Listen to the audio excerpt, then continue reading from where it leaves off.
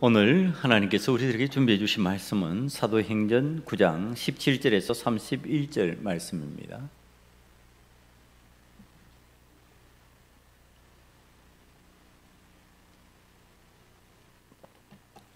사도행전 9장 17절에서 31절의 말씀입니다. 찾으셨으면 한 절씩 교독하시겠습니다.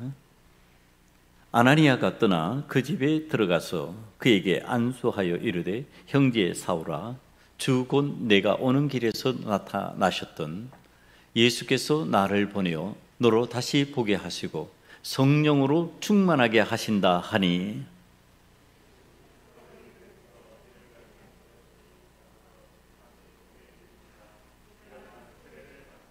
음식을 먹음에 강건하여지니라. 사울이 다메섹에 있는 제자들과 함께 며칠 있을 때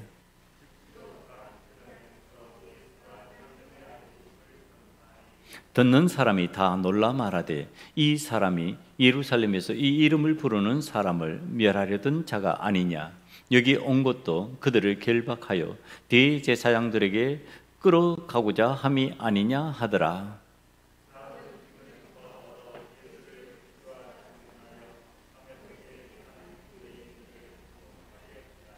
여러 날이 지나매 유대인들이 사울 죽이기를 공모하더니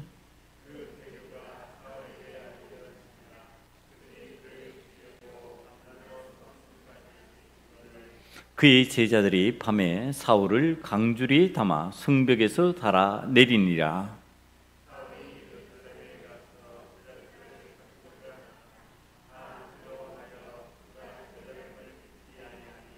바나바가 데리고 사도들에게 가서 그가 길에서 어떻게 주를 보았는지와 주께서 그에게 말씀하신 일과 다메섹에서 그가 어떻게 예수의 이름으로 담대히 말하였는지를 전하니라.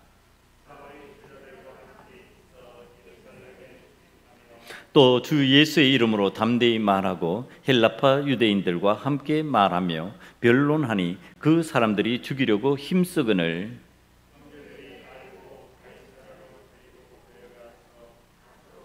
다 함께합니다. 그리하여 온 유대와 갈릴리와 사마리아 교회가 평안하여 든든히 서가고 주를 경외함과 성령의 위로로 진행하여 수가 더 많아지니라. 아멘. 오늘 하나님께서 주신 말씀, 이 말씀 가지고 우리에게 주신 말씀의 제목을 함께 나누겠습니다. 믿음에는 박앤세일이 없습니다. 다시 한번 크게 해볼까요? 믿음에는 박앤세일이 없습니다. 믿음은 내가 원하는 싼 가격으로 내가 원하는 것을 살 수 있는 박앤세일이 없다는 의미의 깨달음이 마음에 다가와서 오래전에 한 설교 제목을 다시 상기하면서 말씀을 전합니다. 그러니까 제가 2009년경에 이 말씀을 한번 이 제목으로 전한 적이 있습니다. 그러니까 본문은 달라요. 본문은 창세기의 아브라함을 가지고 믿음은 박앤세일이 없습니다라고 하는 제목으로 전한 적이 있고요. 오늘은 사도 바울을 가지고 믿음에는 박앤세일이 없다 라고 하는 사실을 다시 생각하면서 전달하려고 합니다. 여러분들도 잘 알고 있듯이 아브라함이나 사도 바울이나 이 사람들이 믿음의 사람들이잖아요. 그들의 공통점은 제가 생각하는 관점에서는 하나님을 향해서 믿음의 박앤세일을 기대하는 그런 마음이 조금도 없는 사람들이었다. 쉽게 구입하고 쉽게 살 수 있고 싼 값으로 살 수 있고 뭐 이런 생각을 전혀 하지 않는 사람들이었다. 그랬더니 그 사람들을 통해서 하나님께서 어떤 역사를 이루어 나가셨는가. 그러니까 그런 아브라함을 통해서 믿음의 계보를 만드시고 그런 사도 바울을 통하여서 온 세계에 복음이 전파될 수 있는 그러한 역사를 만들어 가시지 않았냐. 네. 그거지요. 오늘 우리들이 믿음을 싼값에 쉽게 얻을 수 있는 박인세일을 기대하고 있다면은 오늘 우리의 믿음이 하나님을 기쁘시게 하는 역사를 만들어갈 수가 없다라고 하는 사실입니다. 하나님께서 원하시는 역사를 만들어가려는 믿음을 내가 소유하기를 원한다면 그건 세상에서 물건을 살 때 같은 박앤세일을 기다렸다가 그때 그것을 구입해서 내가 좀 더 쉽게 내가 싼 가격으로 살 수 있는 방식을 선택하지 않는다. 그 믿음의 사람들은 이 박앤세일과 좀 다른 생각을 가지면서 믿음을 바라보고 믿음을 소유하려고 한다라는 것을 하나님께서 우리들에게 가르쳐 주시려고 그러십니다. 여러분, 박앤세일이라고 하는 것이 본래 어떻게 나온 단어인지 아십니까? 이 박앤세일이라고 하는 것은요, 제가 자료를 찾아보니까 본래 백화점이나 대형 쇼핑센터에서 하는 것이었어요. 지금 우리들이 생각하는 박앤세일하고 좀 다릅니다. 이건 뭐냐 하면은 그 해에 우수한 상품을 기획하고 생산해서 고객들에게 특정한 기간에, 일정한 기간 동안에 싸게 팔아서 광고 효과를 누리는 거죠. 그러니까 엉터리 물건 적당히 파는 게 아니고요, 그냥 일상에서 쓰던 물건 더 싸게 파는 것을 의미하는 게 아니었어요. 그러니까 좋은 물건을 만들어 가지고 그것을 사람들에게 알리는 기회로 삼는 게 박앤세일이었죠. 그러니까 그거 사면서 사람들이, 야, 내가 이 좋은 물건을 싸게 구입했네? 그러면서 주변 사람들에게 막 알리는 거지. 그 물건 좋아. 써보니까 정말 좋아. 그러니까 이 고객이 상품을 싸게 사서 좋고, 백화점과 쇼핑센터 같은 곳은 고급 상품을 널리 알릴 수 있는 기회를 얻어서 좋은 게 박앤세일이었어요. 그런데 이게 이제 변형되기 시작합니다. 이게 이제 변하기 시작했는데, 현재 우리가 박앤세일이라 그러면요, 생활에서 지금 사용하고 있는 물품을 갖다가 유행 상품이나 계절 상품이 유행이 지나가게 되기 전에 이제 그것을 창고에 넣기 전에 싼 가격으로 팔아치우는 것이 박앤세일이 되어버렸죠. 어떻게 되었거나 간에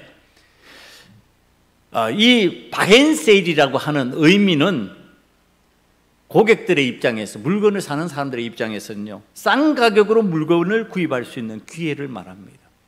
박앤세일 그러면 싸게 물건을 구입할 수 있다, 이게 머리에 들어와 있다는 거예요. 그러니까 전에는 비싸서 엄두를 못 내던 건데 박앤세일 때 이 가격대면은 내가 살 수 있겠네? 그러고서 그때서야 그걸 사고 싶은 욕구가 생기는 거지요. 그러니까 그걸 기회로 잡는 겁니다. 그러니까 우리 같은 서민들은요, 박앤세일 좋아하죠. 여러분들도 저도 박앤세일 좋습니다. 왜? 내가 사고 싶은 거 좀 싼 가격에 살 수 있는 기회가 되니까.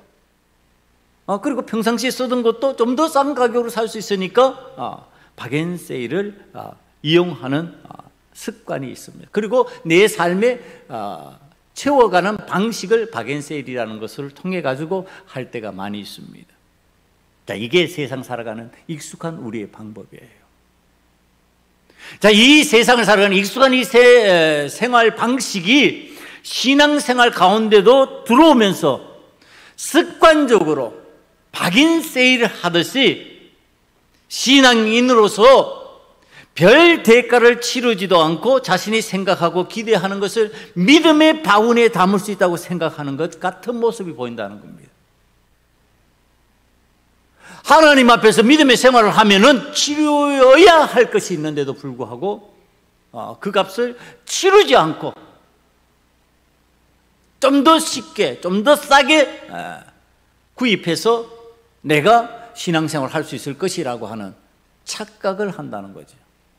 사실은 이게 우리에게 어떤 방식으로 이 이야기를 설명해 주는가 하면요, 믿음에는 박앤세일이 없습니다. 이건 어떤 저자가 책 제목으로 놓은 내용이에요. 그런데 그게 제가 너무 좋아서 그 제목을 그대로 받아들였어요. 그러니까 그 저자가 하는 얘기를 잠깐 소개합니다. 오늘을 살아가는 신앙인들이 믿음의 문제들을 진열대에 진열된 싸구려 용품을 구입하려는 듯이 쉽게 어설프게 구입하려 한다, 이렇게 말하고 있어요.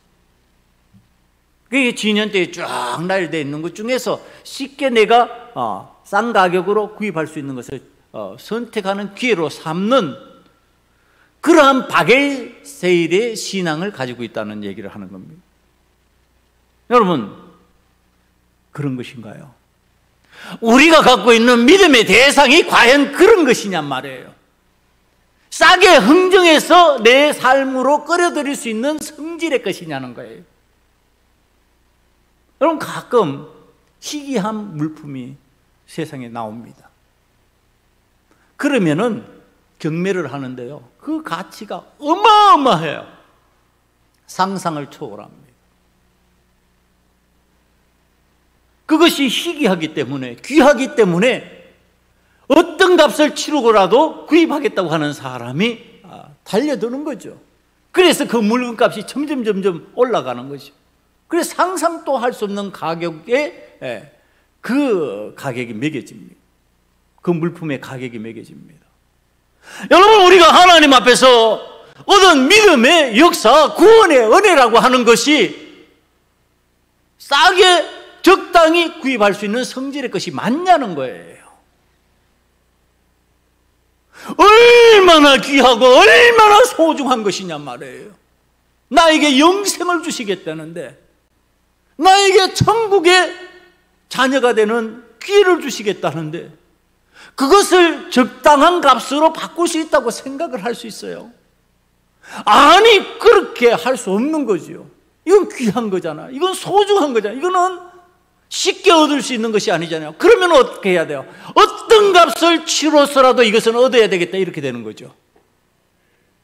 구원이 귀한 거라면, 나에게 생명 주신 예수님이 귀한 것이라면, 나에게 천국이 소중한 것이라면, 그거 어떤 값을 치르고서라도 사야 되는 거 아니냔 말이에요. 어떤 값을 치르고서라도 내가 그것을 얻어야 되는 거 아니냔 말이에요. 여러분, 그런데 구원을 그런 값 치르고 내가 얻겠다는 생각해요? 물론 하나님께서 값없이 예수 그리스도의 보혈로 우리를 구원하시는 은혜를 베푸셔요. 그런데 그것을 유지하고 그것을 내가 소유하고 살아가는 마음 자세는 어떤 마음 자세여야 되느냐면, 가장 귀한 것을 내가 얻겠다라고 하는 마음 자세가 돼야 된다는 얘기를 하는 거죠. 값없이 주셨다고 그게 길거리에 돌 같은 거예요. 값없이 주셨다고 그래가지고 내 발에 툭툭 걷어차이는 돌 같은 거냔 말이에요. 그런 거 아니지 않냐. 그건 보석과 같은 거예요. 보석 중에서도 진귀한 보석, 아무 곳에서나 얻을 수 없는 보석, 그것이 구원의 은혜, 그것이 예수 그리스도에 관한 말씀, 그것이 나에게 찾아온 하나님의 은혜가 아니냔 말이에요. 그런데 그것을 적당히 계산해 보려고 그래요? 그것을 적당히 계산해서 내가 쉽게 얻을 수 있는 방법을 찾고 있어요? 그것 자체가 잘못된 거죠. 우리는 하나님 앞에서 생각의 방향을 바꿔야 된다. 어떤 방향으로 어떤 값을 치르고서라도, 어떤 대가를 치르고서라도 그것을 나의 삶에, 내 삶에 들어와서 그것이 나의 것이 되게 만들어야 된다. 믿음이라고 하는 것은 그런 것이다. 여러분, 오늘 사도 바울을 통하여서 바로 우리 주님께서 이거 가르쳐 주시는 겁니다. 사도 바울이 값없이 지금 구원의 은혜를 받고 있어요. 값없이 지금 예수님을 만나서 사도의 길로 나아갈 수 있는 길이 열린 사람이에요. 그렇다고 해가지고 값없이 받았으니까 그냥 그 사도 바울이 마구잡이로 세상을 살아갔냔 말이에요. 예수 믿기 전보다도 더 엉망진창으로 세상을 살아갔냔 말이에요. 그러지 않잖아요. 그때부터 그의 삶의 방향은 진짜 귀한 믿음을 얻은 사람답게 살아갔다고 하는 사실, 진짜 소중한 것을 얻은 사람같이 살아갔다고 하는 사실, 이제 그 발자취를 따라갑니다. 오늘 본문에 읽은 내용은 아니지만 9장 4절을 한번 바라보면은 이제 사도 바울을 찾으시는 주님의 음성을 듣게 됩니다. 주님께서 사도 바울에게 말씀하시는 내용입니다. 땅에 엎드려져 들음에 소리가 있어 이르시되 사울아 사울아 내가 어찌하여 나를 박해하느냐 하시거늘. 그러니까 지금 사도 바울을 그러니까 사도 바울이 온 세상에 복음을 전하기 위해서 로마식 이름을 쓴 것이 바울이고요. 히브리인의 이름으로는 사울이에요. 사울이 변화해서 바울이 되었다가 아니고 이 이름을 부르는 방식이 달라진 겁니다. 그러니까 지금 사도 바울 그랬을 때는요, 그게 온 세상에 복음을 전하기 위해서 사도 바울이 사울이라는 이름을 그렇게 쓰고 있는 거예요. 그러니까 똑같아요. 똑같은 이름인데 지금 사울입니다. 사울을 예수님께서 부르시는 거예요. 사울아 사울아 사울아 사울아. 여러분, 주님께서 사도 바울을 부르시는 거죠. 사도 바울을 부르시는 지금 그 음성, 우리를 부르시는 그 음성, 무엇을 통해서 들릴까요? 말씀을 통해서 들리죠. 우리를 찾으시는 음성. 여러분은 환청 들립니까? 환청 안 들리죠. 주님 부르시는 음성이 오늘 말씀 가운데서, 오늘 4절 이 말씀을 읽는 가운데서 사울이 소리를 듣는 것처럼 지금 내가 듣고 있다는 거예요. 내가 사울아 사울아가 아니요 요셉아 요셉아 지금 부르시고 계시는 거죠. 오늘 각자 이름으로 우리 주님께서 우리를 부르시고 계시는 거죠. 자, 이 부르심의 말씀이 들려야 된다는 겁니다. 여러분, 부르시는데 안 들려요? 듣고서도 못 들은 척, 안 들리기도 하고 못 들은 척 하기도 하고. 그러면 그게 들은 게 맞냐는 거예요. 들으면은 반응하잖아요. 어떤 반응이 일어나요? 5절이에요. 대답하되 주여 누구시니까? 왜 부르십니까? 이렇게 반응을 하는 거죠. 여러분, 말씀이 나에게 들리면은 반드시 일어나야 되는 게 뭐라고요? 반응이라고요. 여러분, 말씀에는 반응하는 거예요. 여러분, 말씀을 들으면서도 아멘도 없어요. 기도하면서도 아멘도 없어요. 왜 그럴까요? 반응이 없는 거예요. 여러분, 하나님 앞에서 들으면요, 뭘 해야 된다? 반응해야 되는 거예요. 반응을 안 하면은 여러분 안 들은 게 돼버리는 거예요. 안 들은 게 돼버리면은요, 역사가 진행이 되지 않는 거죠. 자, 주님께서 말씀하시기 시작하면 역사는 진행되기 시작하셔요. 그런데 거기에는 다 반응이에요. 반응. 주님께서 말씀하시면 변화되는 역사를 제가 몇 가지, 너무나도 많지만 몇 가지만 예를 듭니다. 주님께서 말씀하시니까요, 첫 번째 기적이에요. 자, 요한복음 2장 7절 이하예요. 예수께서 그들에게 이르시되 하루에 물을 채우라 하신즉, 그러니까 말씀이 들렸잖아요. 예수님의 말씀이 들렸어요. 그래서 그 말씀대로 지금 움직이기 시작하는 거예요. 아기까지 채우니 이제는 떠서 연회장에 갖다 주라. 연회장에 갖다 주는 거에 반응하는 거예요. 갖다 주라 하니까 반응하는 거죠. 물을 떠서. 그러니까 물을 하알에 부은 사람들은 그게 뭐예요? 지금 포도주예요? 물이에요? 물이에요. 그런데 말씀을 들으니까 물로 떠다 주는 게 아니고 뭘로 떠다 주는 거예요? 포도주로 떠다 주는 거예요. 지금 포도주가 필요하니까 포도주를 갖다 줘야 되잖아요. 그런데 분명히 물을 부었으니까 나에게는 물이에요. 그런데 예수님의 말씀을 듣고 반응하기 시작하니까 그게 뭘로 변해요? 포도주로 변하는 거예요. 반응이 이래서 중요하다고 그러는 거예요. 아멘이 그래서 중요해요, 여러분. 반응하면요, 내 속에 물이 뭘로 변한다? 포도주로 변한다. 여러분, 말씀이 들리면은요, 아멘 해야지. 아멘 안 하고 가만히 있어요, 여러분. 그러면 어떻게 되느냐? 그냥 물이에요. 항아리에 물 들어가는 거 봤으니까 내게는 여전히 예수님 말씀 들려도 물이에요. 그런데 반응해서 물을 뜨다가 갖다 주니까 포도주가 돼버리는 거예요. 여러분, 신앙적인 반응이 이렇게 중요한 거죠. 지금 말씀이 들리면서 변화의 역사가 일어나기 시작하는데 그게 반응하는 거예요. 자, 연회장이 말합니다. 물로 된 포도주를 맛보고서 어디서 났는지 알지 못하되 물돈 하인들은 알더라. 하인들이 이제 아는 거예요. 반응했던 그 하인들이 아는 거예요. 예수님의 말씀을 듣지 못했던 그 연회장은 몰라요. 어떤 지혜에 있어도 어떤 자리에 있는 사람이라 할지라도 예수님의 말씀이 들리지 않은 사람은 그 이유를 몰라요. 예수님의 말씀을 듣지 않았기 때문에. 예수님 말씀을 들었으면 그 연회장도 알았겠죠. 아, 예수님 말씀하시니 물이 변화에 포도주가 됐네. 알았을 건데 몰라요, 연회장은. 누구만이 하인이 알아요. 보잘것없어 보이는 그 하인이 아는 거예요. 반응했던 하인이 아는 거예요. 여러분, 보잘것없어 보이는 믿음 같아도 반응하는 믿음을 가진 사람이 하나님의 역사의 내용을 아는 거예요, 여러분. 그래도 아멘 안 하지.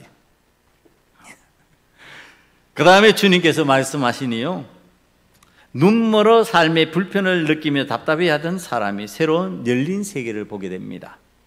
그게 마가복음 10장 46절에 나타나는 거지 바데메오 얘기입니다. 그들이 여리고에 이르렀더니 예수께서 제자들과 허다 무리와 함께 여리고에 나가실 때 디메드의 아들인 맹인 거지 바데메오가 길가에 앉았다가 나사렛 예수시란 말을 듣고 소리질러 이르되 다윗의 자손 예수여 나를 불쌍히 여기소서 하거늘 예수께서 머물러 서서 이제 말씀하십니다. 뭘 원하냐? 그러니까 이 51절이에요. 예수께서 말씀하여 이르시되 내게 무엇을 하여 주기를 원하느냐? 맹인이 이르되 선생님이여 보기를 원하나이다. 예수께서 이르시되 가라 내 믿음이 너를 구원하였느니라 하시니 그가 곧 보게 되어 예수를 길에서 따르니라. 여러분, 맹인이 눈을 번쩍 떴어요. 언제 떴어요? 예수님이 말씀하시니까. 말씀하시면 기적이 일어나요.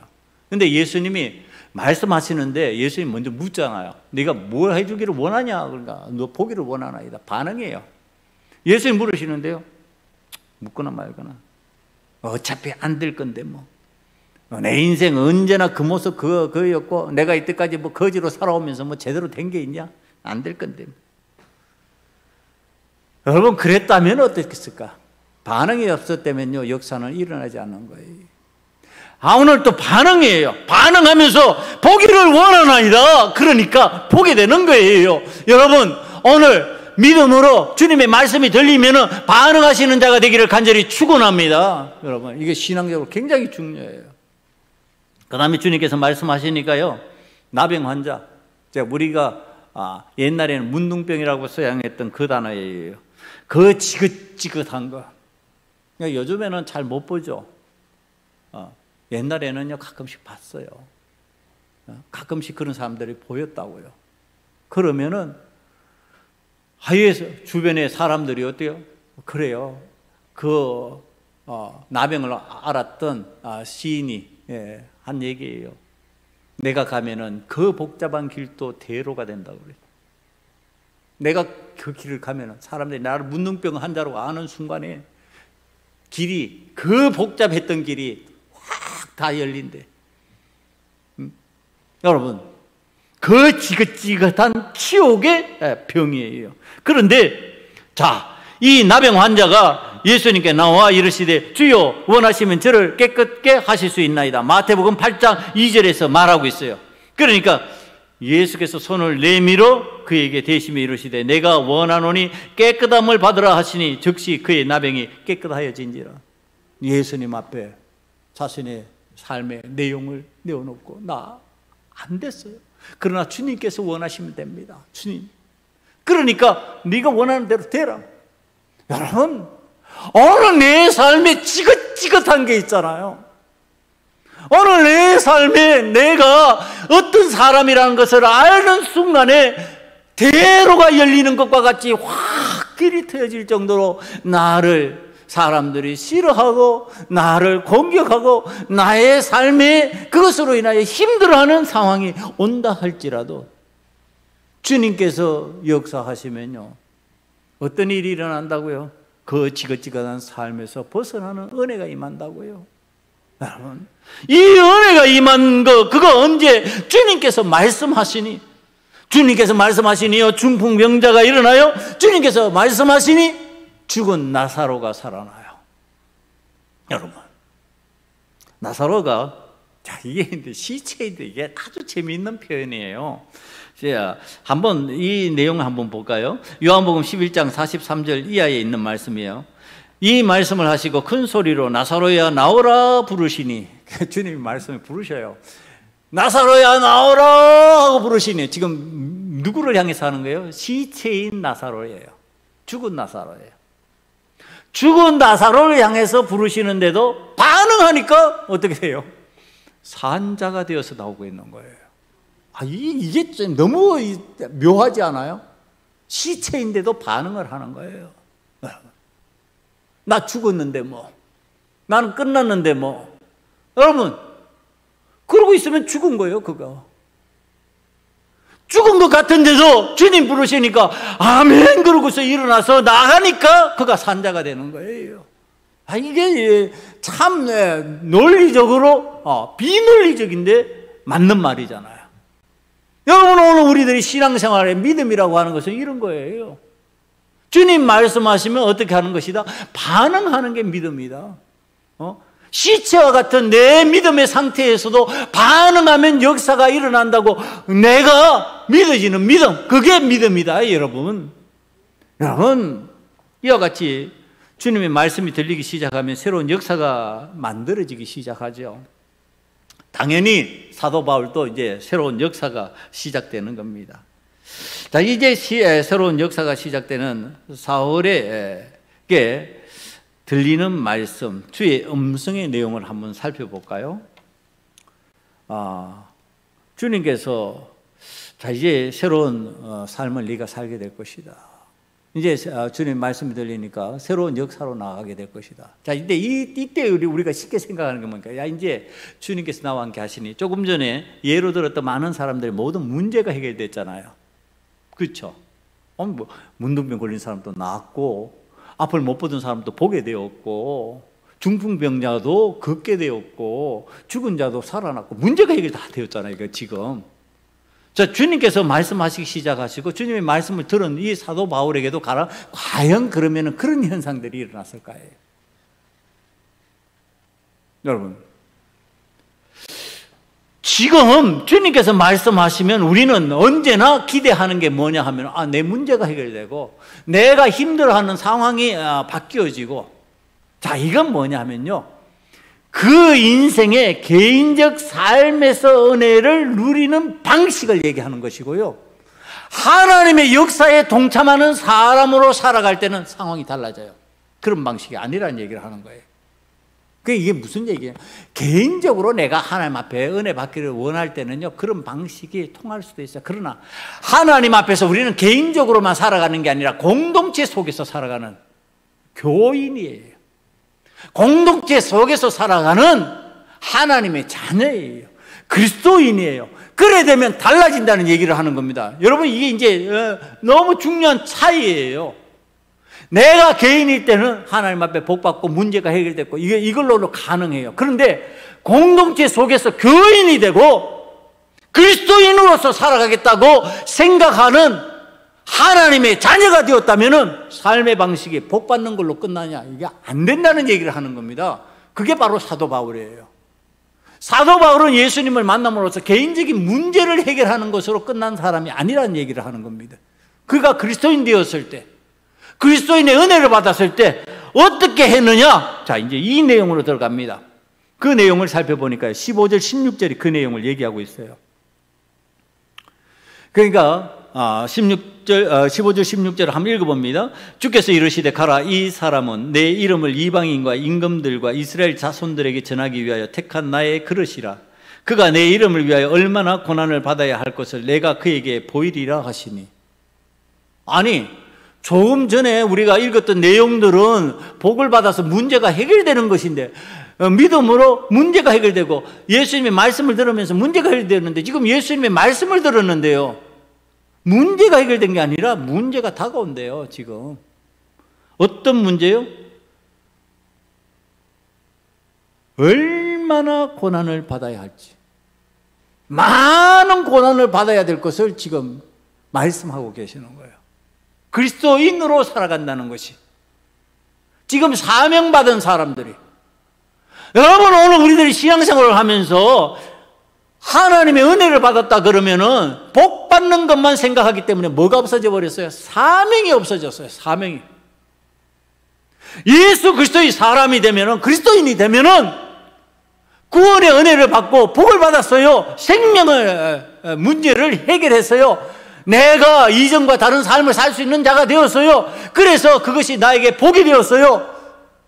내 삶에 변화가 일어났어요. 그걸로 끝나면은요, 사명은 없어지는 거예요. 여러분, 그런데 하나님께서 우리에게요, 믿는 사람들에게 주신 것이 사명이에요. 누구나 예외 없이 구원받은 자들에게는, 하나님 앞에 복을 받았다고 생각하고 믿음의 역사 속에 들어가는 사람들에게는 하나님께서 사명을 주시는 거예요. 네가 이 땅에 가서 네가 해야 될 일이 있다고 그러고 사명 주시는 거예요. 그 사명을 깨달을 때에 우리들의 믿음의 자세는 어떤 것이어야 되느냐? 내 문제를 해결해 주세요. 이 문제 해결해 주세요. 저 문제 해결해 주세요. 그런 방식 아니라니까요.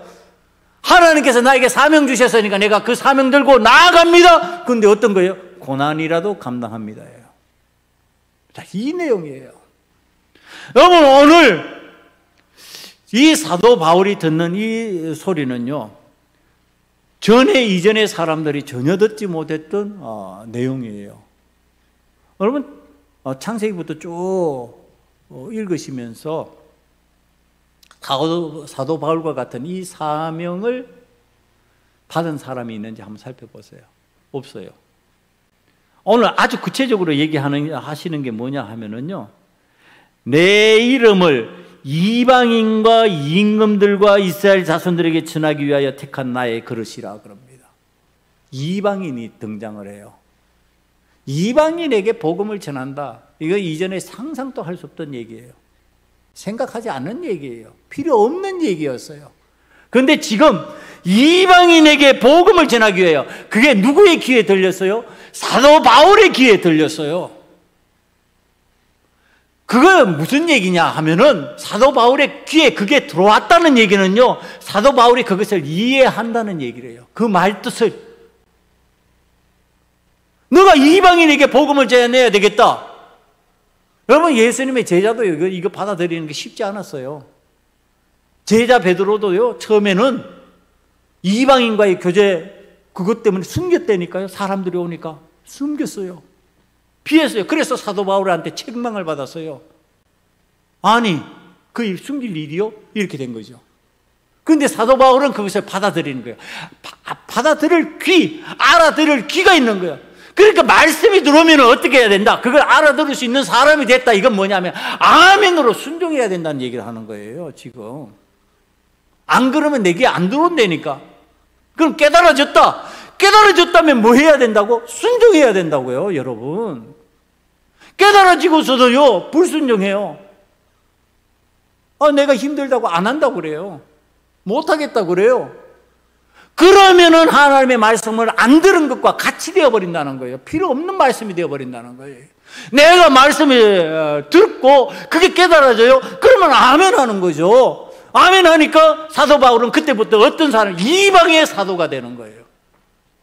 이방인을 위하여 복음을 전하는 사람이 되는 거예요. 여러분, 그 길이 어떤 길인지 우리 잘 알죠? 하도 많이 들었으니까. 자, 이방인의 사도가 되는 길이요, 어떤 길이었는지 저도 알고 여러분들도 아는데 다시 상기시켜 드리겠습니다. 고린도후서 11장 23절 이하에 등장하는 내용입니다. 제가 빠른 속도로 읽어 드리니까 보세요. 그들이 그리스도의 일꾼이냐 정신없는 말을 하거니와 나는 더욱 그러하도다. 내가 수고를 넘치도록 하고 옥에 갇히기도 더 많이 하고 매도 수없이 맞고 여러 번 죽을 뻔하였으니 유대인들에게 40에 하나 가함하는 매를 5번 맞았으며 3번 태장을 맞고 1번 돌로 맞고 3번 파선하고 일주야를 깊은 바다에서 지냈으며 여러 여러 번 여행하면서 강의 위험과 강도의 위험과 동족의 위험과 이방인의 위험과 시인의 위험과 강야의 위험과 바다의 위험과 거짓 형제 중에 위험을 당하고 또 수고하며 애쓰고 여러 번 자지 못하고 줄이며 목마르고 여러 번 굶고 춥고 헐벗었노라. 여러분, 자, 이게 사명받은 사람이에요. 그런데 사도 바울이 나 복 안 받았어, 나 하나님 앞에 저주받은 인생이야, 이렇게 얘기한 적 보셨어요? 나는 복 받은 사람이야, 나는 은혜 받은 사람이야, 하나님께서 나에게 큰 사명 맡겼어, 이렇게 되는 거죠. 여러분, 이제 우리가 하나님 앞에서 지금 신앙적으로 하나님의 음성을 듣고 주님의 음성을 듣고 나아가는 단계를 얘기하는 겁니다. 믿음의 수준이 높아지면 뭐가 생겨야 되느냐 하면 사명이 생겨야 되는 거예요. 하나님 앞에서 믿음의 수준이 낮으면요 맨날 복 그러기만 해요. 하나님 앞에 내 문제 해결해 주세요, 이 문제 해결해 주세요, 저 문제 해결해 주세요. 문제예요. 여러분, 신앙의 수준이 낮으면 그래요. 근데 신앙의 수준이 높아지면 뭐라고 그래요? 하나님 나에게 어떤 사명 주셨습니까? 하나님 어떤 사명 내가 감당해야 될까요? 하나님 내가 뭘 감당해야 될까요? 내가 죽으라 하면 죽겠습니다. 내가 매맞으라 하면 맞겠습니다.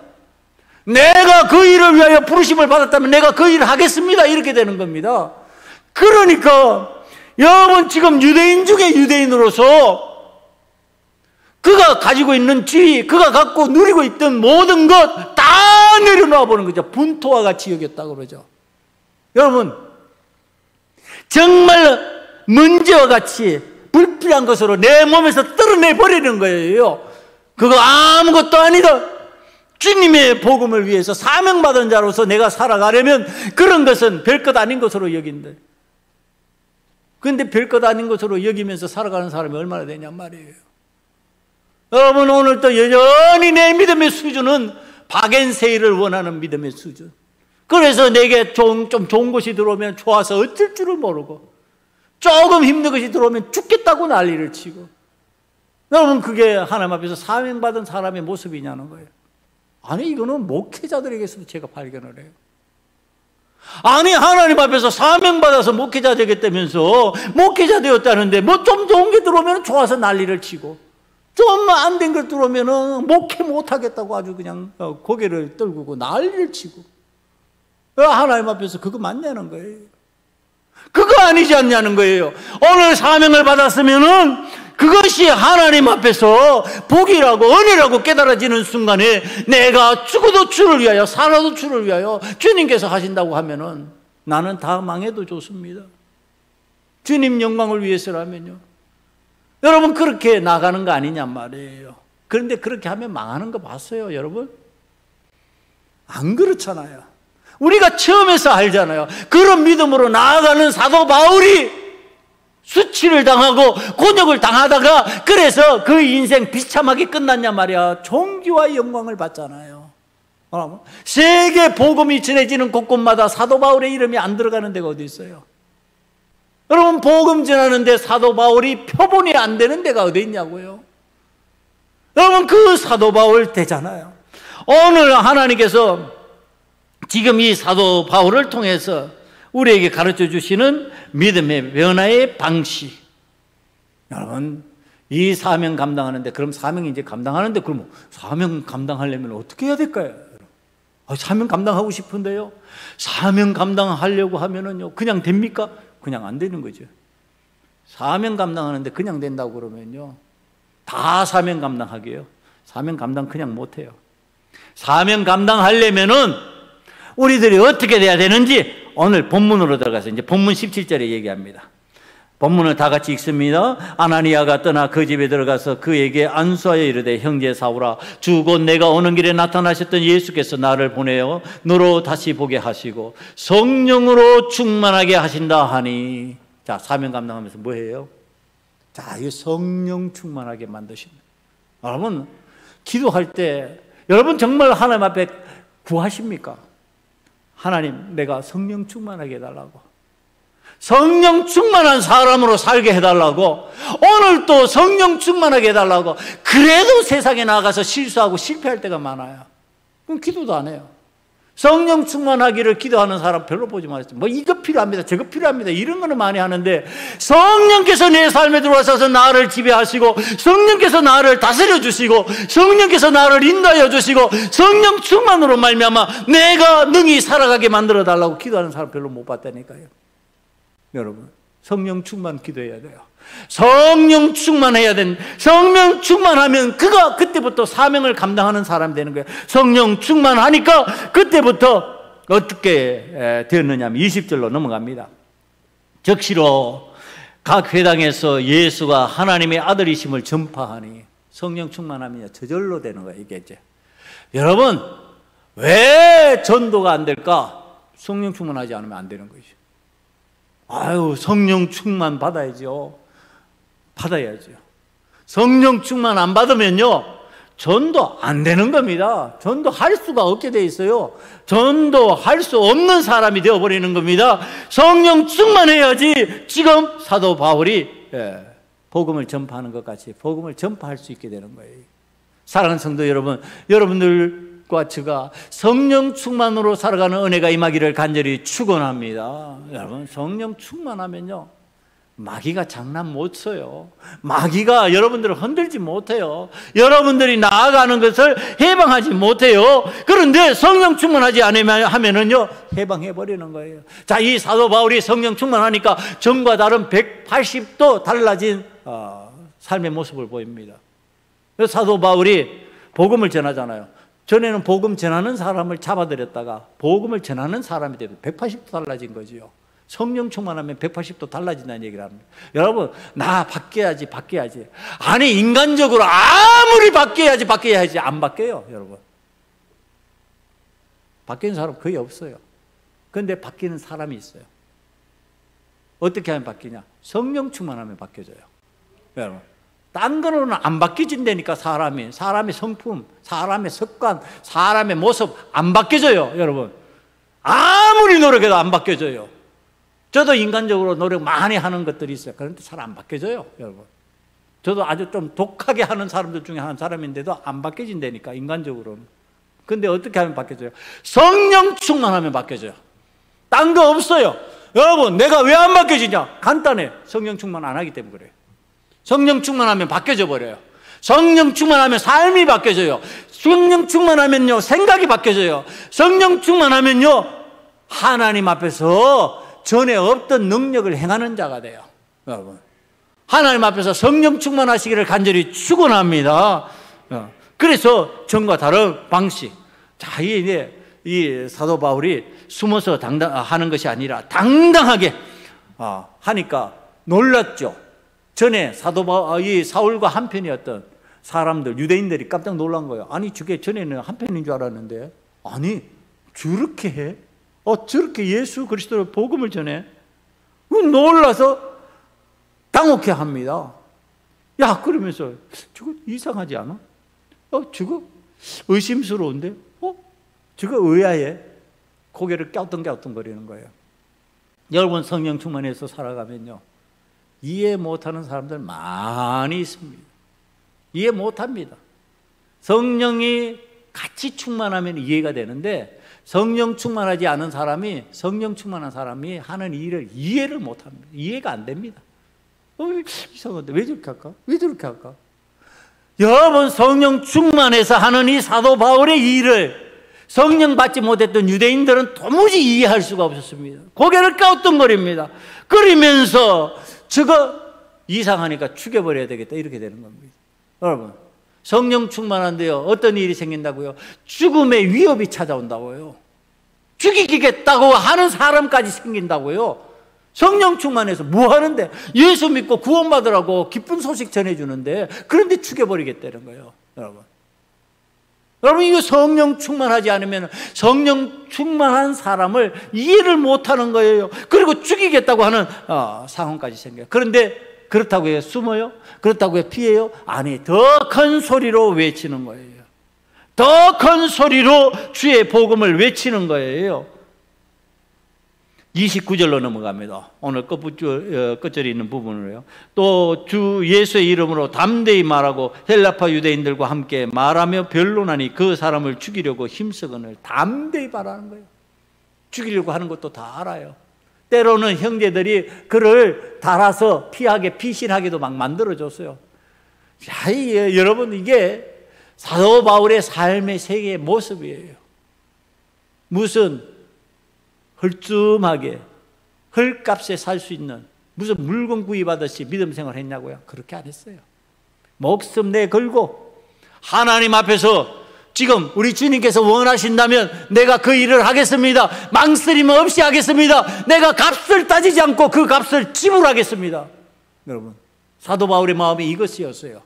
내가 어떤 값을 지불하고라도 주님께서 주신 그 믿음 유지하고 내가 신앙생활 한번 해보겠습니다. 내가 사명 감당하겠습니다. 그래서 사도 바울이 되는 거예요. 여러분, 어떻게 됐을까? 성령 충만해서 내가 어떤 값을 치르고 나서도 그것을 하겠다고 나아가니까 사도 바울이 된 거죠. 내가 어떻게 해서라도 하나님께서 인도하시는 길을 걸어가겠습니다. 그래서 아브라함이 되는 거죠. 여러분, 안 간다니까. 그 길 안 간다니까요. 그 길 피해버린다니까요. 좀 더 쉬운 거 없을까? 좀 더 편한 거 없을까? 내가 대가를 치르지 않고도 얻을 수 있는 것이 없을까? 없어요. 믿음에는.